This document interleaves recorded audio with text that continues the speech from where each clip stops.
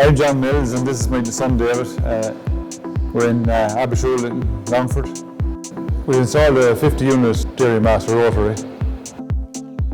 I started farming here in 1989. I took over from my father.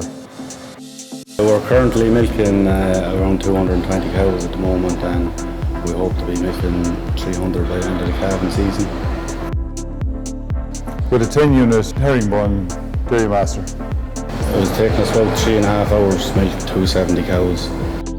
Yeah, so we've gone from 7 hours milking a day to just over 2 hours milking, so it's a lot more time for other jobs and even time off if you wanted it. The cows are performing better, they're happier.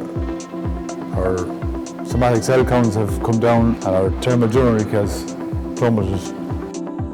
It took about 3 milkings for them to get used to it, and after that there was no problem at all. They took to it very well. The Parlour is really high, well spec'd. We have feed to yield, cluster cleanse, automatic cluster movers, teat dipping, drafting, backing gate for keeping up the cows, and the comfort floor. Our favourite feature will be cluster movers and cluster cleanse. Makes life a lot handier and keeps everything clean. And the comfort floor is very handy. It depends who's milking. They can rise it up if they're smaller or let it down if they're taller, and even for washing clusters and putting on jetters, you can let it down and it's easier on the back.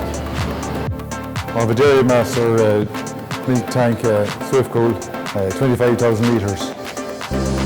The favourite feature I find is the SIM card is in it. It'll call you if there's something wrong with it or somebody doesn't turn on the tank. You'll get a text, or if it's not washing properly, you'll get a text. It's a peace of mind. The tank is very efficient. Milk never goes over 4 degrees when you're milking, and when you're finished milking, the tank is stopped before you get to it. You know.